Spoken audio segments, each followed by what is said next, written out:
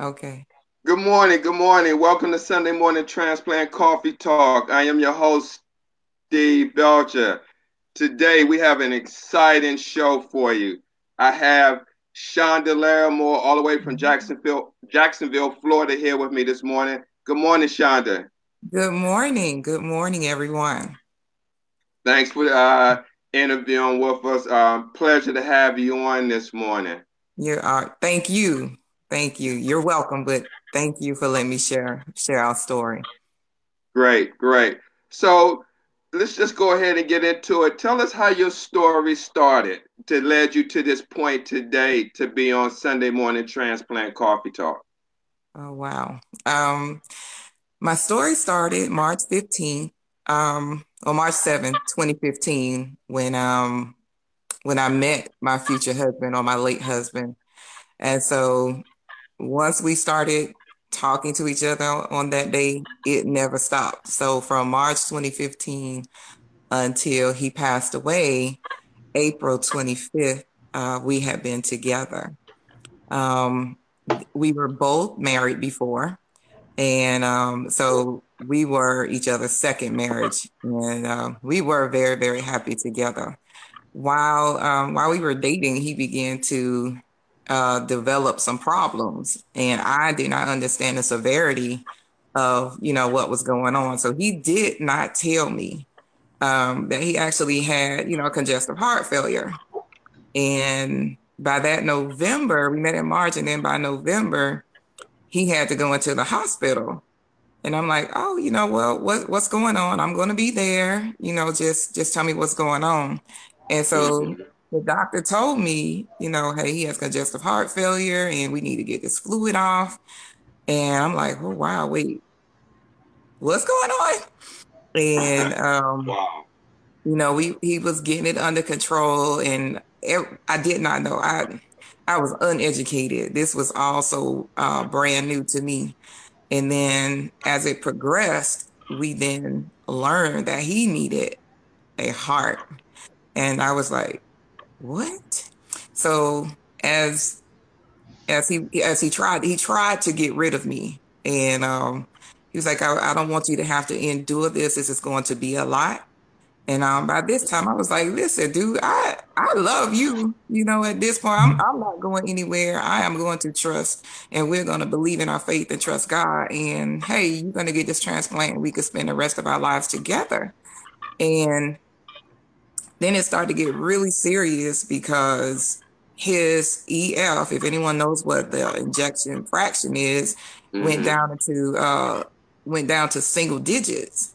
And then it was like, whoa, your heart is really, really declining. And so his doctor at the time said, this is what we need you to do. We need you to go to Mayo Hospital, and we want you to work with the team there.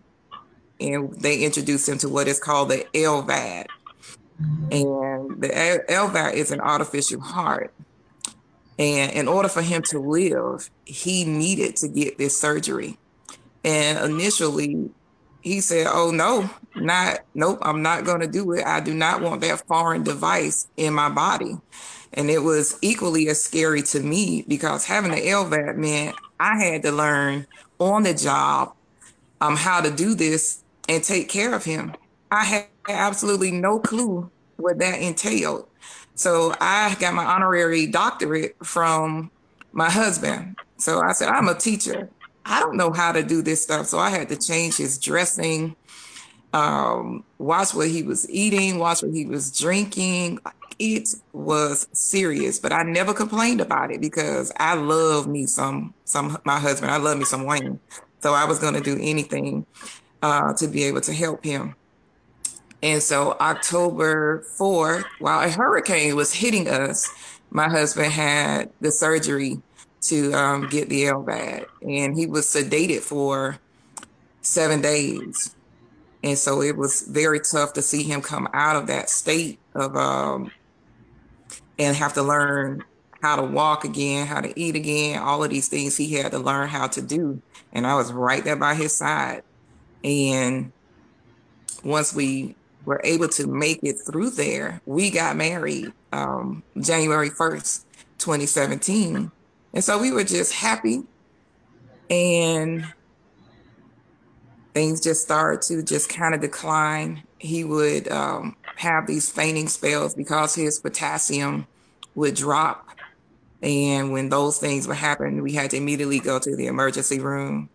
And before we got married in 2016, every month except for April, his birthday, we were in the hospital every month in 2016, every month.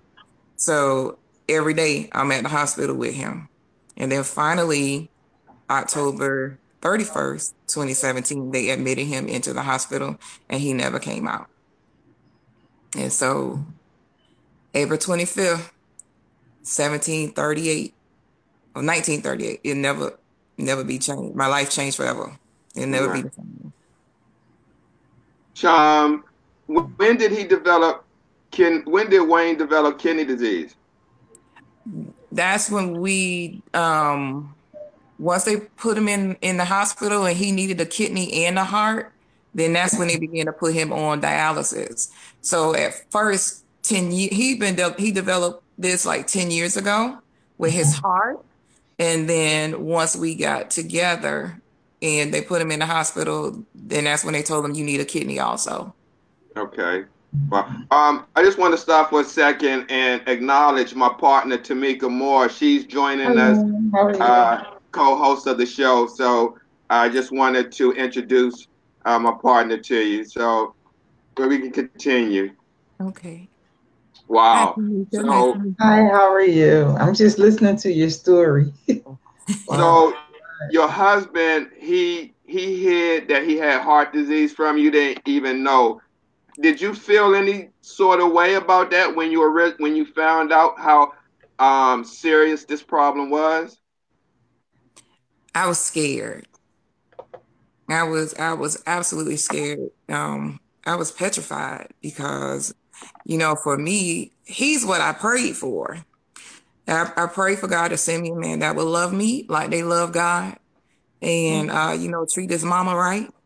And God did just that. He sent me exactly what I asked for. I didn't say, hey, what color, what size. I didn't say any of that. I'm just saying, Lord, let your will be done and just send me a good man. And then all of a sudden I say, you sent me a good man, but he broken. Like, come on, God, how does this work? And my husband, everybody loved him. He never met a stranger. And so it was easy to love him. So I knew I wasn't going anywhere. And I tell people all the time, it was meant for us to meet. And we knew that I wanted his ladder to be greater than his past. And so as long as he's seen that, I was there for him and I loved him unconditionally, no matter what. And I mean, we went through a lot just from 2015 to 2018. We went through a lot together, but I would not change a thing at all. Wow. How talk about your husband. How was he as a person? I know you explained some of it to us, that he treated his mama right and his family, but can you just tell us a little bit about his personality more and what he done for the community? Oh, listen, my husband was affectionately known as the gentle giant.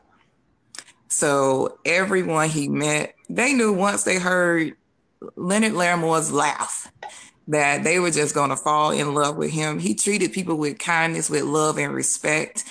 Everybody that he met, they was a sister from another mister or a brother from another mother when it came to just, greeting people. My husband would pray for people at the drop of a dime. And that's what drew me, even closer to him. And, it was one day I was going through something and we were on the phone, and it was kind of around the time, the first few months that we met. And he said, hey, do you mind can I pray for you? And I was like, wait a minute, let me move my weave. What did you say? He said, can I pray for you? And when I tell you, that was one of the best things that he ever did for me. And he did that for everybody. So even people in the hospital, nurses, techs, doctors, before he got ready to have a procedure done, he said, Doctor, I need to pray. And he gets very talkative when he gets nervous. So that was, just like him. His mom, brought him up in the church, and you knew that you were going to laugh, or you going to talk about Jesus. And so that was him. And before I met him, he was part, of the NFL. He played with the Buffalo Bills, and he Wow. played with the Carolina Panthers. So for him, his life was like a living testimony, because he said, "Hey, that's what I'm going to do." And so he said, you can choose whatever it is that you want to do in life if you just believe. So he was with the power team as well, and they went around and went and spoken to the schools, just to empower kids and let them know, you know, anything that you want to do, if you put your mind to it, you can. My husband would tear apart phone books. He would bend metal, like he would break Wow. glass, break the rocks. All of this stuff happened before me. And I said, when I got to see those videos, I was like, wow, you are pretty strong. And I never felt more protected in all my life than when I was with my husband. And then when I was with my brother-in-law, Sydney, when all of us was together, I said, listen, I feel good. Nobody's going to bother with us, because I have the Larramore men here and we are safe. So, my husband he loved his kids. He just loved everybody, just everybody. No one can say any bad thing about my husband, because he was the same today and forever. So, he just left a wonderful, wonderful feeling. When you left him, you just always felt drawn to him. Wow, amazing. That's amazing. Wow. Tamika, you have a question? He had to go through a lot. He Yeah. had to go through a lot. That was a lot. Yes, That yes. that, that was a lot. Yeah. And for him to meet his demise, so like a lot of people don't know, the last 3 weeks of his life, he was in pain. And I watched my husband suffer. I watched him. He grabbed me. He said, "Baby, I need you to pray for me." And I said, "Absolutely." So I would pray for him. He prayed for me. Um, he developed an illness. So he developed pancreatitis and ileitis, Mhm. and that just changed. That Made it changed worse. everything. So I literally watched my husband not eat, not sleep. It was uncomfortable to see him hurting in such pain. And so for me, I asked God, how can I be selfish? Because he's in pain. Right. And Mm. Yeah. So how did you get involved the with your video? oh my How did goodness. that has about 8,000, more than 8,000 views? And I am surprised. Like I can't believe it. I say, okay, little on me, maybe 100 people might see it, because I know at least 100 friends that will probably see it. But interestingly enough, we were working with LifeQuest and Donate Light prior to him meeting his demise. So Pamela Rittenhouse was actually at my school talking to our driver's ed students, and she's a part of LifeQuest and Donate Life, just trying to get the driver's ed students to consider becoming an organ donor. And Mhm. my daughter just so happened to be in that class. And when Pamela told me this story, I was blown away. She said my daughter came to her and said, listen, before you leave, I want you to go and talk to my mom. She's a teacher here, because my stepfather needs a heart and a kidney. Mhm. And then from there, it just flourished. It kicked off. And we got together. We did our first video. We renewed our vows January 1st, but that November, December, we shot the footage in the hospital and in my classroom. And so we were to let everybody know that, hey, we are a part of it. And the Save 1,000 Lives came after. he met his demise. So it was Father's Day, and I was already distraught. I was really distraught because with him passing on April 25th, we buried him May 5th. Mother's Day was May 13th. Mind you, I love the month of May. I love May. My birthday was May 22nd. So I'm being hit hard with life. Life was really happening. May 5th, May 13th, May 22nd. Here is my first Father's Day without him. And God was telling me, hey, I want you to watch the movie, A Question of Faith. And I was like, nope, Lord, I do not want to watch it. This makes it seem like it's going to be like The Shack that I already seen.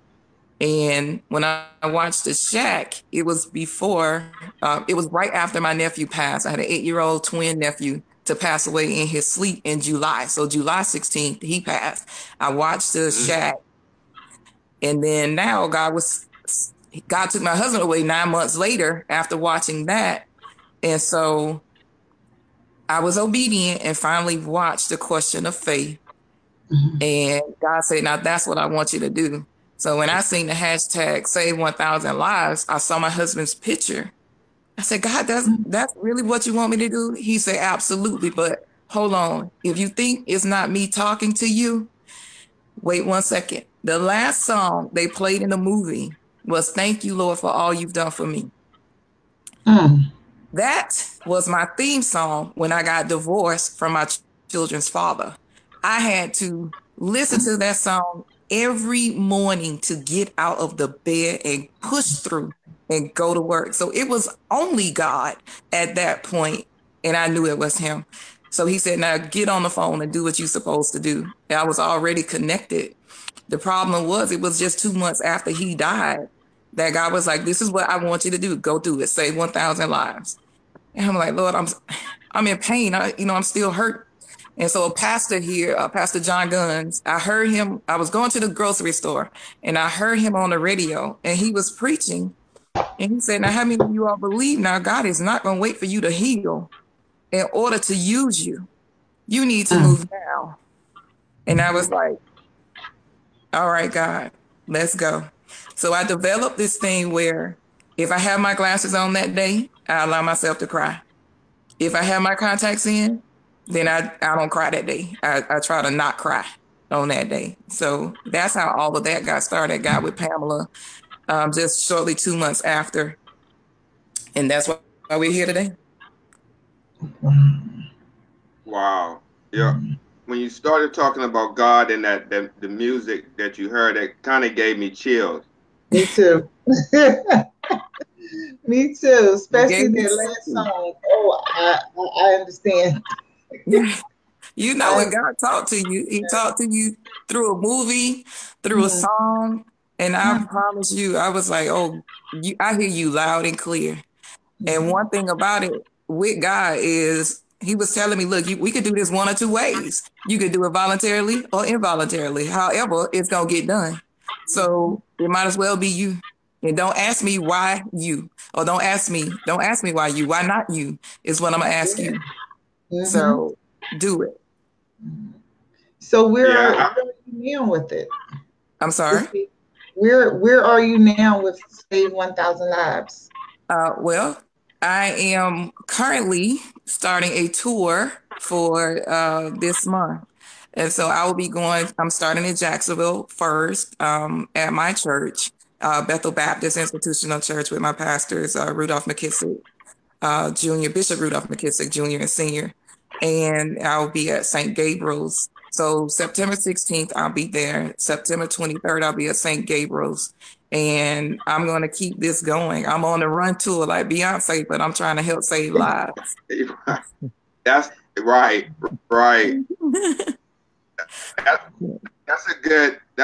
Really it is. And as we talked, can include our tour, mesh it with yours, one day soon in the future, so we can raise awareness, not just for organ donation, but also for kidney disease awareness and prevention, which is the 9th leading cause of death in the United Absolutely. States. Right. Side note, just a side note, the other night, Friday night, if you didn't see on the network channels, they had they were raising awareness for cancer, Yeah. which but they always have something diseases other than kidney disease. You had muscular dystrophy with Jerry Lewis. Right. You had you had other telethons, but there's haven't been in the history as I know of any telethon on kidney disease or organ donation awareness as well, as far as Right. the mainstream. Right. It's not going to be because it's a silent disease. There's another disease out there called DIPG where every single child dies. Oh, wow. Yes, it's a type of cancer where there's no survival. And Oh, they pick wow. and choose, honestly, what they will put out there. Because my niece had it, and another little girl just passed away from that. And Wow. there's nothing out there about it. There's no information really out here about kidney disease. I believe they pick and choose what they want to. So, what causes they choose to help? Kidney disease is not one of them. Right. Right. Right, We have to right, help ourselves with it. We have to be the voice. We have to be the ones screaming, going up there to Congress, telling them that we need more information, especially to Right. say, because the youth is next. And the way that they're eating, it's going to be one in every three. It's going to be a way of life. Exactly. Exactly. From diabetes and hypertension, two things that can be prevented. Right. And I actually suffer from hypertension since I was 19 years old. Mhm, And my husband did as well. So when I found out about, hypertension, I'm at Florida A&M University and I'm marching in the Marching 100 and my blood pressure was 110 over yep. No, 160 over 110 was my blood pressure. And they looked at me as if, like, why are you not 300 pounds? I'm like, what? He was like, your pressure is through the roof. I never felt it. And so I do honestly believe that that's why they call it a silent killer, because it you is. really, really don't know. Mhm, And everything that I had to endure and do with my husband from um, with this congestive heart failure, like he could not drink more than 6.5 glasses a day. So I mhm, literally had to watch what he drank, what he ate, and with him having an LVAD, there was certain greens. Like if he ate a cup one day, he needed to eat a cup every day. Like there was so many, facets of this that it was like, oh my goodness, that I changed how he was eating. We ate out less because I wanted to make sure, hey, on my watch, we're gonna have this together.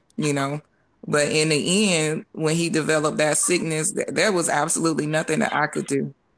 Nothing that I could do. And I just watched my husband in pain, just watch him in pain. And it just saddens me. But I know he's no longer in pain, at this point. So we vowed, to make sure that we still get this word out about people and African Americans in a multicultural race.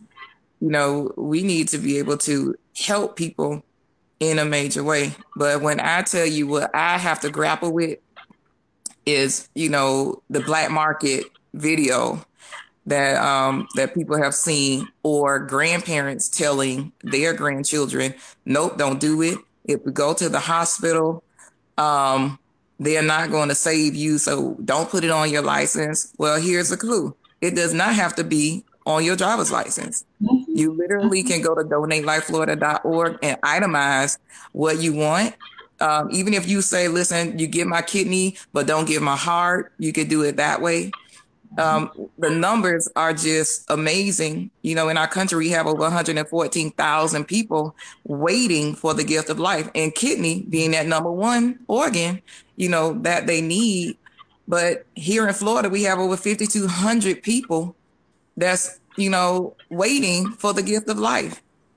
And Wow. in Jacksonville, we have less than 30% or about 32% of multicultural people, African American people waiting or, just that's registered. So I could say that about 32% of our people are registered here in Jacksonville. So the numbers don't match. Wow.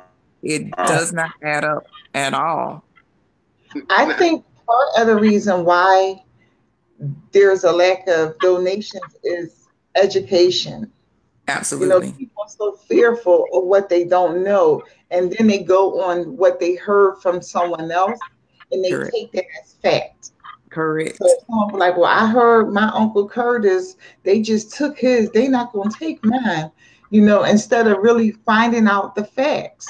Right. And then it Unfortunately. kind of gets turned around when it's in their family, their child Right. or their mother needs it, and then that's when their eyes are a little open more. But if we Absolutely. incorporate education on both, of what really goes on, how they really save your life. They believe that if you're an organ donor, they don't try to save you. Yes, they prefer you to be alive, Correct. as Correct. close to alive as possible to harvest your kidney, especially if they Right. know you're going to pass away. They don't want you to be dead, dead, hours dead. They want to try to preserve your life, try to Right. save it as much as they can.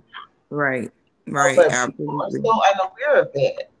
Yes. And that's the biggest myth and the Mhm. misconception of if I go to that hospital, they are not going to save me. Everything that you just said is what I have to tell people. Like, if you go to the hospital and 10 people pass away, Mhm. that doctor's license is in jeopardy. Like, why would he want to, have that reputation? And then the way social media is set up, if something like that was to happen, your name would be mud. Like, why would Right. nobody would want to go to that hospital? They're going to find someone, find somewhere else to go. Right. You can't, you would not want to be under that type of doctor's care.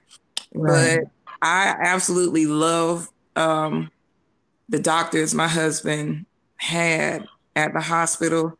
Um, Man, that second floor, 2 North, has my heart. They are my family. I wish I could call all their names, but just know that that hospital on the second floor, I love them. They took very, very good care of my husband. When they left, they hoped they would come back and he would have a heart. Mm. Um, they took care of him, very well. And I couldn't ask for anything, better. Their doctors were just, phenomenal. There are some things that you're going to know in life, and there are some things that you just won't know. And I have to be okay with that and know that I don't know. Right. That's all. I just know that Shonda, he was sick. Yes. I wanted to ask you, could you explain to us what you mean by the term black market, Oh, that video? yes. Someone actually sent me the video explaining to me how people are being very calculating and watching people's information if they register to become an organ donor, if they go and look at the licenses of people to see that they're an organ donor, that they would kind of set things up so that that person, could go missing or they're going to take their organs, Are you like, serious? I yes, didn't know it sir. was Yeah. something up Yes, there sir. like that. Oh, Oh, yes. yes, sir. Very serious. When I seen it, I was like, you kidding me? You know? Um, so absolutely. And what I seen was that people were setting up fatalities um to get that person's organs. Mhm. So it's crazy to me because I tell people all the time, I could not have given my husband I could never have given him a heart or a kidney. Blood type matters, Mhm. your weight. So your weight, your height, all of those play a major factor in. So you just can't pull Joe Blow off the street. He might be an O negative or O positive and probably could not help you. And then if they are an O or O positive or O negative type, they have that type of blood, everybody can't help them. So it was crazy, but it was very eye opening to watch that black market video. I was literally just blown away by the lengths that people were going um, to say that they will, go and get someone's organs. I was in awe. I was And in I'm awe of sure it's what I still saw. happening. The prices, they actually have a listing of how much, like the market value is, sorry, the black market value is for these body parts. So you have for the cornea is $19,000. For the lungs is $272,000. Wow. For the kidneys, $138,000. For the Wow. liver is $137,000. For the blood is 630,000. Sorry, $630. Get out. For the skin, it's like $1.24 per centimeter.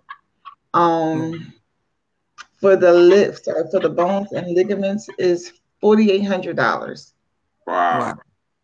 And then for the Wow. skeleton remains is $6,600. Wow. Yes, Wow. this is big business. Yes. And people in India are selling parts of their body also.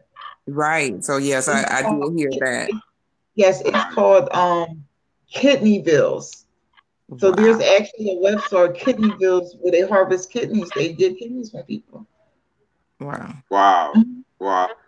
Shonda, Yes. was he at the top of the transplant list for heart? He was listed 1A with exception. Yes, sir. Yes, sir. And- okay, and Yes, I sir. know you had mentioned that it was two other gentlemen that he befriended on that floor. Can you share that story? And they received. Oh my goodness. Okay, don't make me cry.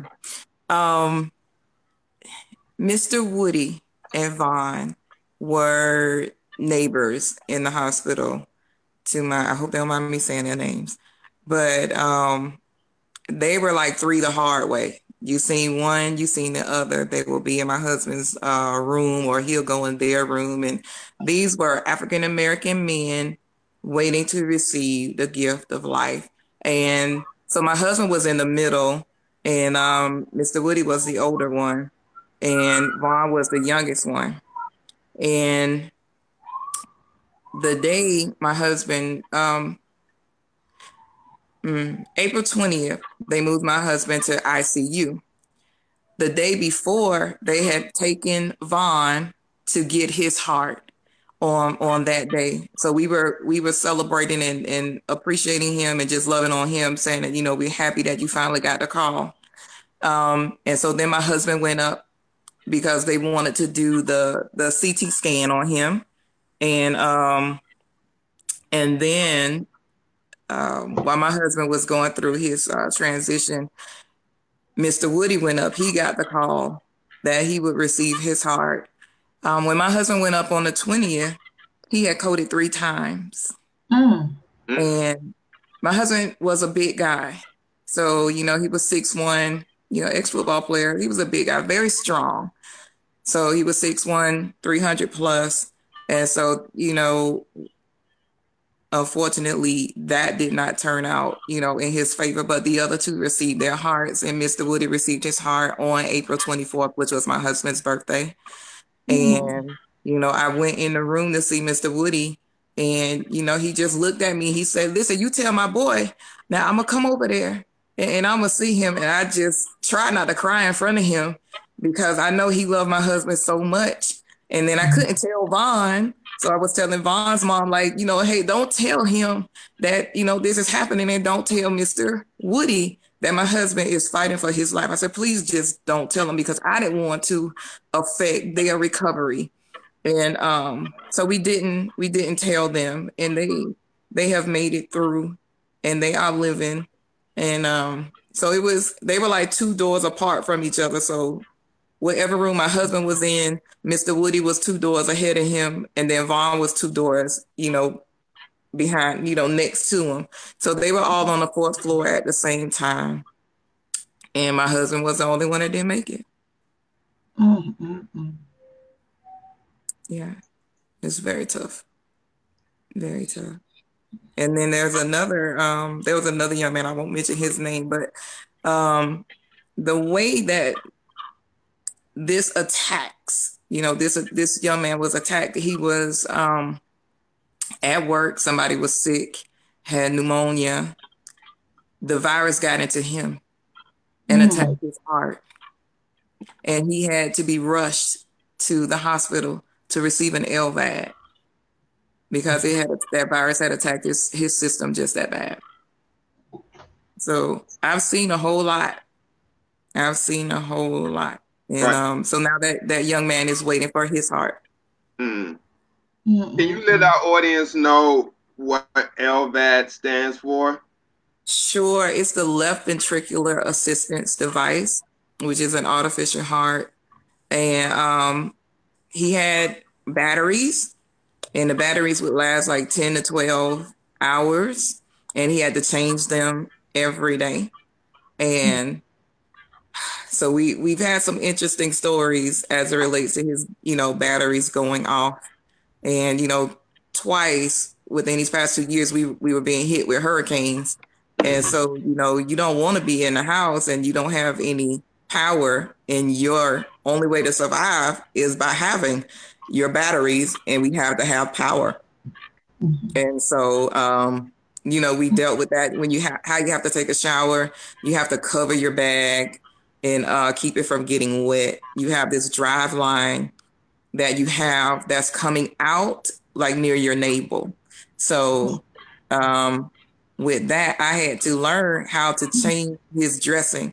I had never been so afraid in all my life because I felt like if this man gets an infection, now his family loves me and I love them, but I was so petrified that he would get an infection and I would be the cause. So I put a lot of pressure on myself during that time just to make sure I changed his dressing every day. And if you did not change it, you risk an infection, and things can go awry and they could be very ugly. And so it was very interesting, to say the least. When I first started, I started changing his dressing, and it would take me almost an hour to change it because I was so petrified, and I had to learn how to put on gloves, like sterile gloves. I had to go to YouTube and look and see how to do it and how to hold my hands and don't touch anything because it's sterile. Like, your heart, it would just begin to, beat out your chest because you're so nervous. And he was my husband, so I didn't want anything. And I didn't want anything to happen to him, and I didn't want to be the cause of anything happening to him. So I was under a lot of pressure. But like I said, you a nurse, but I learned on job training to, Right. be a good nurse. So my friends say, oh yes, you've earned your doctorate. So to do everything that I did for my husband, when I get phone calls from people or messages from people, ask me, hey, how do you do it? Or how did I do it? First of all, it was God, and we had a lot of prayer. But also, there was nothing that I would do for my husband. But this is not for the weak. This is not for the weak. And you have to be dedicated to what you're doing. I had to be dedicated to my husband. My friends were very honest with me and said, listen, we don't know if we would have done what you did. There would have been a whole lot of women that said, no way, I didn't sign up for that. And I get it. I totally get it. I totally understood it. But when you have a man like my husband was, that loved you unconditionally, it was easy. It was easy to love him. And so he treated me like a queen, and he was my king. So there was nothing that I wouldn't do for him. Wow.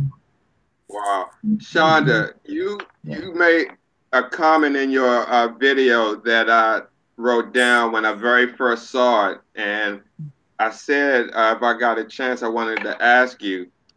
And the comment that you made, you said you believed that your husband would still be alive if there were more organs available. If there were more organs available, do you think your husband would still be alive, or do you think all this is part of God's plan? I would say yes. I would say yes to both Mm-hmm. because um, we met each other, we got married. Clearly, this was written in God's plan for me to, learn everything that I'm learning. And I honestly feel as if you can't reach a correction you can't be perfect. Like you can't reach perfection without correction. So this was God's plan all along, for my husband. And I did feel as if, yes, he would be alive today if there were more organ donors. But again, because of his size, because of his weight, that's what made it very difficult. That's why we were in the hospital 5.5 months because of that. And what people don't realize is that 3 people out of 1,000 actually become an organ donor the right way. Only 3 out of 1,000 become an organ donor the right way. So, accidents happen, plane crashes happen. And I think people would think that, hey, I could just call California and I could get a heart or a kidney for him. But no, like every region has their own place. So, we're around Georgia, Alabama, Tennessee. It was within these regions that we were looking for the for the organs to come.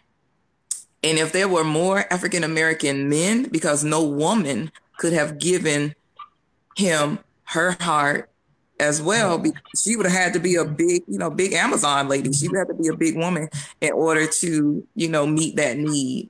So they're not like when I talk to Black men about becoming an organ donor, the first thing they say is, that myth, oh, they're gonna try to kill me. Or you know what? I have never thought about it. I've never thought about becoming an organ donor. And I go into the unexpected places. So when people see me, I could have, there was having, I went to an event, it was like a First Friday, and they saw me and they looked at me like, wow, like, what are you doing here? And I would tell them, my husband passed away. And so I would try to target all of the big men that I seen and just really get into their head, just drop a seed for them to, just think about it. I need you to just think about that when you pass away, you could save 7 to 8 lives. And then, I just asked them, are you a hero? Are you an organ donor already? And some would say yes, and some would say no. But, we have to change the mindsets. We have to be able to educate our community, the multicultural community. We need to be able to educate them on this need. And so oftentimes, even in the nail salon, I'm asking them, hey, are you an organ donor? And they're like, I ain't never thought about that. That question has never come up. So how can you expect to have all of these people become organ donors when you're not even sitting down having a conversation? And before my husband, we never in my household, we never ever had that conversation. And because of my husband's um, because of what he faced, my father became an organ donor, and, in honor of his son-in-law. So, more family members became organ donors. I have the Taylors, Colleen and Horace Taylor, his son needed to, or their son was going to get his driver's license, and they asked about, organ donations. And, he wasn't sure at first. And then when his father explained it to him, he said, nope, I want to be an organ donor. My friend Natalie, her son, they just became new drivers, and they said, yes, we'll be organ donors. And so the young people are taking the lead, in making sure that they are organ donors as well. Wow. I just wanted to let you know I did a poll on our page. It was over maybe 4 days, 5 days, just trying to get some data collected so we could talk about it, but only got 3 votes out of 26 shares. 804 people reached. But the question that I posed was, have you ever thought about becoming an organ donor? And out of the 3 people, we had 67% that said yes and 33% that said no. Mm-hmm. So, you can think about it, but did you take the action to take the necessary steps to actually become one? So you Yes. do have some people thinking about it. It's just, I guess, getting them to that next level of actually, putting their name on the paper. Yes. Or, filling out the application is, something that they could do. Go to donatelife, Florida.org. Because for what we did with Donate Life, I'm so grateful in honor of my husband was make a Donate Life on their webpage. If they complete the application, and then if they ask you how did you hear about us, they are to then click other, and then the next drop box they can find Save 1,000 Lives. And that's how I'm able to keep track of how many people that I have to ask them how many numbers we have now, because I had some people to fill it out, but they were duplicates. So now we're trying to run this race, again, like from scratch, because some people were actually, they were donors already, but they didn't know. So that was that was one of, my dilemmas, because I actually don't have the numbers in front of me to say, hey, this is how many we had. So when I first started off, I got like 16 people to register. And then that overflow led to finding out that they were like already organ donors. So that's my big push. But clearly this is what God has for me and wanted me to do. I know we grow up with these, ideas of what it is that we're going to do. I said, listen, I'm a teacher. That's me. I am not a nurse. But somehow I literally had to learn how to handle this situation and how to be a caregiver for my husband. So I was proud to be the wife, the caregiver of him, and whatever it is that he needs. Even my children, my brother-in-law, they would all ask him, hey, can he drink this? How much can he drink? How much did he drink today? Like, we literally put tallies on the refrigerator to know how much, he would drink today, and how much he had left. And that was really hard because my husband loved watermelon. And so that included within the fluid. So how do you begin to measure how much fluid is in watermelon, and then to find out the fluid was in the grits, in the apples, in the strawberries. And I was like, come on, like I could change the world at this point for all the information that I learned about it, even in the oatmeal, like water is just everywhere. And so we literally just had to monitor that. I went to grilling. I used the air fryer. I would bring him food. Like the course of my day would be waking up at 5 a.m, go to my job and teach. And I would teach from 7:15 until 11:55. And school is over at 2:30. Immediately leave school at 2:30 and go to the hospital until about 7, 8 o'clock, and then come back home and grade a paper or two if I did. And that was my day for 5.5 months. That was my life. And again, I never complained about it, because every day I got to see him at that hospital, I was happy. And the nurses and staff will always ask, is your wife coming today? Is your wife coming today? And my husband he was not in a hospital gown. I literally would go pick up his clothes, come home, wash them, dry them, fold them, put them back in that suitcase, and take them back there. Before he passed away, our spring break was in March. And so my whole spring break, I just stayed in the hospital. And, they were the sweetest people that just took care of us. They were like, come on in. We had Miss Mercedes to come in and take care of us.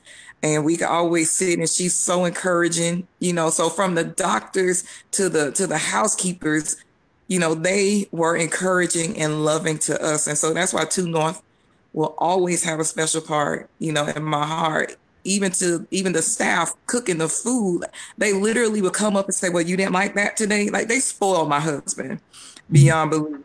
And I'm forever grateful to them. But getting out, save 1,000 lives, that is my mission.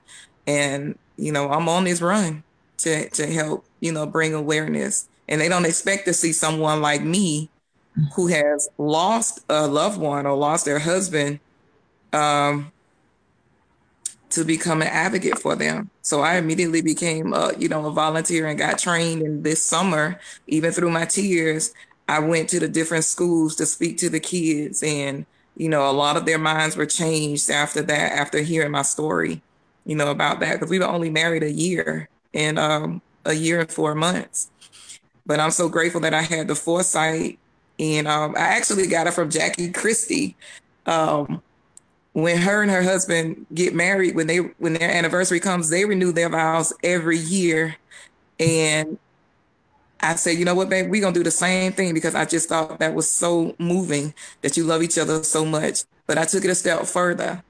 So every first of the month, we celebrated our anniversary, and we always looked at each other and said, hey, baby, we made it another month, because Mm. he died on the 25th. So we didn't make it to May 1st. And so for me, I'm so glad, I had the foresight, and I'm glad I seen the show that was something that she did, despite everything else about reality TV shows. That was real for me, to say that we are going to celebrate it. So we got married, we celebrated 1 year, and then 4 months later, he passed away. But February, March, April, we said, hey, baby, we made it. So. Wow. Shonda, how will you know when you reach 1,000 lives? And then once you reach that goal, will there be another goal after 1,000 lives?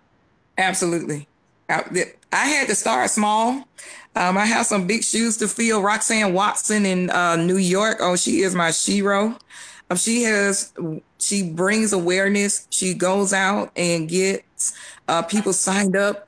Even the elderly, like a lot of people, grandparents think, oh, they don't want my organs. Nope. I believe the oldest person to donate was like 93 years old. And Mm. so just talking to senior citizens about becoming organ donors is huge as well. And I'm a part of EMAT, educating minorities about transplants, and it's a good group of people that gets together and they support me, and I'm so very proud. Shirley Brill asked me to be a part of that group, and she's a survivor as well. So for Roxanne to have brought this awareness to 10,000 people. New York is on fire as it Mm. relates to registering people to become organ donors. I need Florida to do the same thing. I know I'm not the only one that has this initiative, but since, to whom much is given, much is required, I plan to do that. And so God has blessed me in a tremendous way to have the backing of Donate Life and LifeQuest and EMAT that, Wow. I'm happy about it. Even the doctors at Mayo Hospital said, listen, Ms. Larramore, whatever you need, we will be there to help you. So, we will definitely have some things in honor of my husband, just to keep his memory alive. And that's what he wanted to do. He always wanted to bring awareness to people. So I just thought it would be the both of us, but it's not. So it's just me.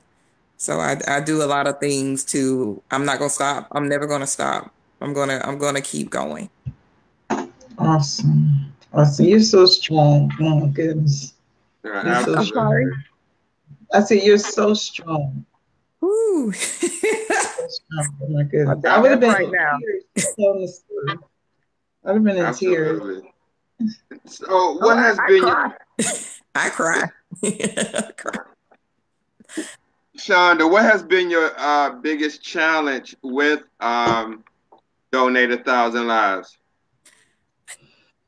Just getting people to hear what I'm saying, and most of the time they're saying like, wow, we have never thought about becoming organ donor. So, in between my tears, I find a way to get out and speak to somebody else about becoming an organ donor. I could be coming out of, a drugstore, CVS, Walgreens, and I see somebody and I say, hey, are you an organ donor? And I'm so grateful they never say, man, get out of my face with that. But I've literally had people tell me, oh man, I know, Black people organs are gold and they want them. And I'm like, That's it.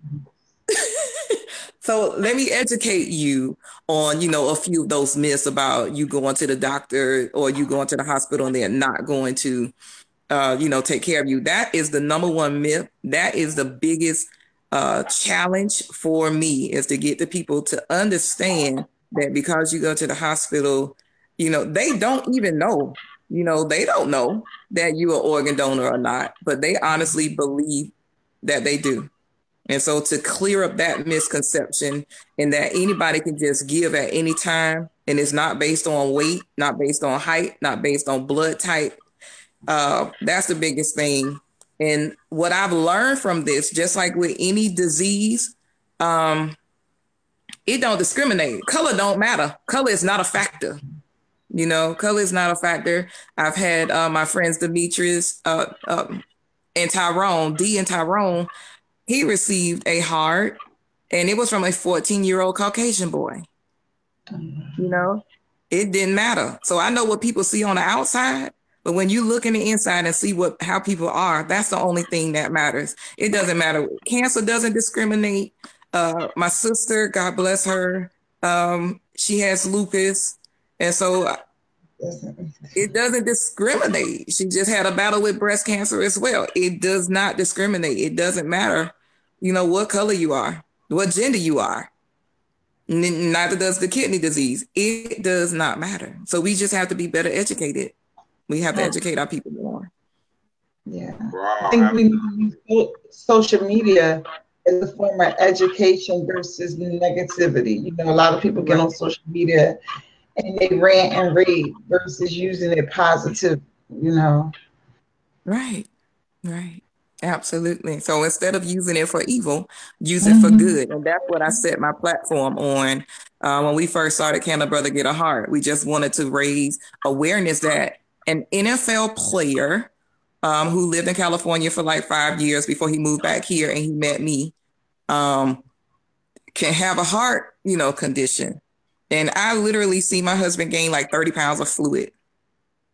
I seen him with gout, because he couldn't walk. And I wasn't married to him, but I knew that I loved him enough to help him. So if I needed to go to his place and cook for him and clean for him and whatever he needed in our marriage, when we got married, we knew that we loved each other. We appreciated each other. And, there was not a time where he didn't say thank you. So in our marriage, as long as we knew that we were loved and appreciated and celebrated, we were going to be okay. So before he died, I knew he had looked at me and he said, baby, I love you. And you're so beautiful. He would always say those things. You're so beautiful and I love you. And when he, passed away, I looked in his eyes and I kind of dropped his eye a little bit and 2 big crocodile tears came out. And I said, I know, baby. I know you love me and I love you. But he needed the rest because he had been fighting this for 10 years. So it was hard. And I tell people all the time, I'm not mad at God because it was God's will. And so here I am. A lot of prayer, a lot of tears, and a good family support. My mom, my dad, my brothers, my whole family just supported me. My co-workers, First Coast High School, they are awesome people. I have the best principal in the world. And in the APs, when I tell you they were right there for me, come to the hospital with me and for me, it was all God's plan. So I'm here to do it all. Wow. One thing I did want to ask you about as well, I saw on your page that you advertised that you were a former CEO and founder of Pretty Teacher Rocks. Can you tell us about that? Oh boy. So yes, when I did Pretty Teachers Rock, the Pretty is an acronym, prepare, rejuvenating. Oh goodness. I haven't used Pretty Teachers Rock in a long time, but it wasn't for a pretty face. It was about us preparing children, rejuvenating them, and just helping them through life. And as a teacher, that's what I did. With my daughters, I would take them on college tours, and I'm a firm believer, and I love working with young girls, that all girls grow up to be women, but not a lot of women grow up to be ladies. And so with Pretty Teachers Rock, thank you, Pastor, for that, because he says it all the time, Rudolph McKissick Jr., that is something that we have to show our kids what to do. So whatever way I can teach them how to be a lady, and let's decide what you want to do in life. Let's choose a college, let's choose a career, and that was something that I really, really wanted to do. And one thing that my students at First Coast know that they can do is come and talk to Miss Larramore. And I don't ever have to be teacher of the year. But there was one time last year, my students said, hey, we were in class and the teacher said, oh man, these teachers don't care about, or someone said the teachers don't care. And the teacher corrected them and said, name one teacher that you know care about you. And they all said, Ms. Larramore. I couldn't help but break and cry that, you know, my students knew that I had that kind of love for them. And in essence, I left school in May. I left school in April when my husband passed. But when I came back to the school, outside of my classroom was nothing but hearts. They wrote me cards, like literally just wrote me cards and posters telling me to stay strong. So I have a very strong bond with my kids in every way. I love, love, love being a teacher. I absolutely do. And that was my refuge, that after a whole day, a full day of going from home to school to the hospital and doing it every day, I never had a problem with my kids. They love me that much. I know teachers have some battles, but man, that was the best place for me to be. Wow. So Pretty Teachers Rock will come back in existence, but now I have you know, something else up my sleeve that I'm getting ready to do for widows. So man, we have to talk. We have to talk as widows. And I honestly believe that because of me going to therapy, and that's another thing people don't believe, that we should not go sit on somebody's couch. Hashtag shut the fear up and go to the doctor. And that was Marie Conrad. Marie Conrad, when she came out with her book, she's a motivational speaker, Shut the Fear Up, and she's my friend. I said, oh my God, I have to shut the fear up and still go out and help people understand about organ donations. No matter what is happening, I can't worry about the black market. I have to shut the fear up in me and shut the fear up in people. So hashtag Save 1,000 Lives will continue and grow, and maybe we can get Save 10,000 lives, but it will keep going. Right. How would you know when you reach that goal of 1,000? Do you have like a tally sheet or Yes. something that would tell you? Yes. Once they sign up, like, because they can sign up two ways, which is, again, go to donatelife.org. And once they fill out the application online, it will ask you, how did you hear? They click other. And then the other drop box with Save 1,000 Lives will be there. And that's how it tallies.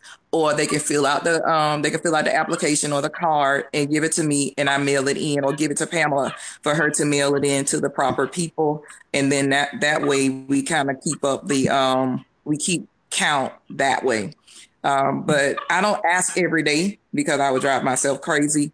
But at least at the beginning of the month or the end of the month, you know, I kind of want to know where we are. And that's why my tour is very important to me, because I want to be able to get out in the communities. You know, it's not necessarily spoke or talked about in our Black churches. So to be able to do that, and my pastor was so awesome to let us come there next Sunday at Bethel Baptist Institutional Church and let them hear my story. They knew that my husband passed away, but they didn't know the whole story. So now that I'm able to go there and tell my story, I'm forever grateful to Bethel for that.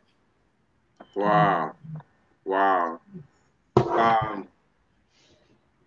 was going to ask you something that it slipped my mind about how many people have you registered? Like I said, I registered quite a few, maybe like 30 people, but half of them were registered already. So it dropped me to like 16. Okay. And so, you know, slowly but surely, I always tell my kids, you have to make a plan. And, you know, without a plan, you would perish.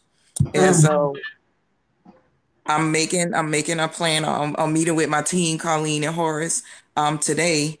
And we're going to keep this going. You know, I eventually would love to do a talk show as well. So that would be those are my next steps, in getting together an organization to help widows as well. And so I have a lot to do, and Yeah, truly, God didn't wait for me to grieve in order for me to do His work. So I tell people all the time, I'm a servant of God. I'm even a consultant. You know, I have my own jewelry line as well with paparazzi. So I sell, $5 jewelry as well. Now, where do I find time to do all of this? I don't know, but it happens. So Maybe Wow. maybe God put this on you as a way of healing. yes, You know, I do. sometimes what we go through when we talk about it, we wind up healing our own self through healing others. You're right.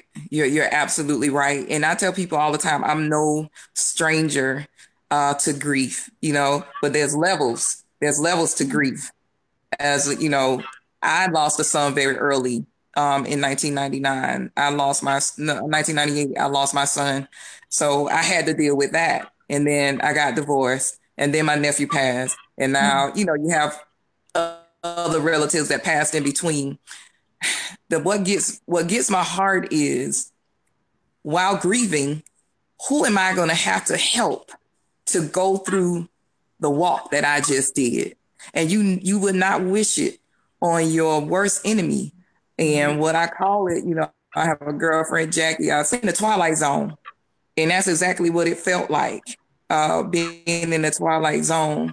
And when you have to take focus off yourself to help somebody else, then that's what you do. Yep. So I'm a preacher's kid, and so I know about God and God's grace, and I know He won't put more on you than you can bear. But sometimes you like, Lord, please pull up, because this is a lot. Like, and it's somebody else you can, Yes. all these people, You be it's like, me you got your hello, eyes I'm focused, barely right? standing. Right. Right. And but God is there to push you through. I have praying parents. I have a praying mother-in-law and father-in-law. The whole family's, are praying people, but we all are still grieving in our own way. And the best way for me to grieve is to talk about it. And again, go sit on somebody's couch.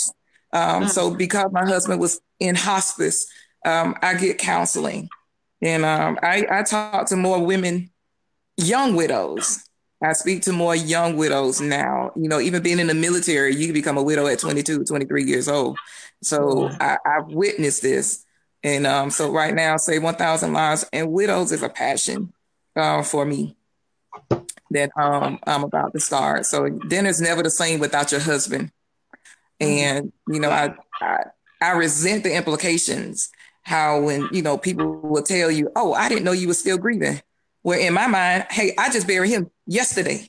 Like yesterday, I just buried him. You can't rush me. Grief don't have a time. And so you can't tell me I need to hurry up and get over it when you going back to your life with your wife or your husband and your kids. Don't dictate my life. Nobody tells me, nobody puts baby in a corner. And so we're not going to do that. No. Wow. That's so true. Wow. So we definitely like 13 minutes over, but I just wanted to remain talking with you, and it's been a very, very great conversation. Thank you. Um, how if people wanted to get in contact with you to support your cause or talk with you, how can they reach you? Oh, you definitely can reach me on Facebook under Naishanda Larramore. Um, I have Instagram is Lady Larramore. And you can send me an email at the Larramores with an S at gmail.com. Yes, the Larramores with an S at gmail.com. And I've been receiving so many friend requests and different messages of people, like you said, um, have gone through this, procedure, what have you, and they've received their organs. Man, it's so many people out there. People, the world does not know how big this is, but for 114,000 people to be waiting for the gift of life and 5,200 of them here in Florida, that's huge. 22 Right, people should, 22 people should not have to die every day. And every 10 minutes, somebody is being put on that list. That's a lot. right. And when you mentioned about the kidneys, about the 114,000, in all actuality, it could be possibly more than that. Those are just the ones that are registered. But what about Right, the waiting for an ones? organ. Yeah, but what Yeah. about the ones that are in the process of trying to get it, going through the testing mode that haven't even made it to the list yet? Right, right. And I could tell you the many friends that I've met, the Carol and Solomon Griffins who received, their heart. Her husband received a heart, and she's a fellow teacher as well. Man, if it wasn't for them, she was showing me what my future would look like if my husband was to get a heart. And she's been there for me. She's definitely my sister from another mister that I'm able to, just look at everything that he went through just to prepare myself. So if other people will be like a Carol and help people in such a way and be caregivers, maybe, a lot of people, man, they're not going to step up to this. They will not step up to this plate. They will leave their husbands or their wives. And I've seen it. And, it's really sad. And I was not going to let that be my story with my husband. So we need more people, just more love. We need more love. We really do. Absolutely. And we'll leave it with that. Is there any shout outs that you want to give out to anybody down in Florida? Listen, I think I shouted them all out. I really, I do. But just to everybody, to all my family, my sisters, and my brother and my in-laws, the Larramores, just it's too many. So I Right. guess that's why I tried to do it. But everybody under the Naishanda Larramore's family plan, I love you. I appreciate you, my church family. I love and appreciate you, and my school, my principal, Timothy Simmons. Listen, he's a godsend. So I really do appreciate, all these people. And thank you so much for having me on your show and let me tell this crazy story. And I do appreciate it from the bottom of my heart. No, we appreciate you sharing your story because again, when I first saw your video, I had no idea that this would happen today. When I first saw the video, when you see people on social media in videos or doing something like you're doing, you're saying it's no way I could probably reach her or get in contact, but in order, to go through that and have you here, I mean, it's an honor and a pleasure to meet you. And we definitely look forward to hopefully working with you in the future to raise awareness for organ donation and kidney disease awareness, especially in the urban communities. Absolutely. Okay. All right, then. Well, we'd like to thank Miss Naishanda Larramore for joining us. Have my partner Tamika Moore and myself. And until next Sunday, we'll have another great show. Thanks for joining us. And Shonda, we will be in touch. Yes, we will. Absolutely. All right. Thank you, everyone, for watching. Good night. Goodbye, everyone. Goodbye. All right. Bye-bye.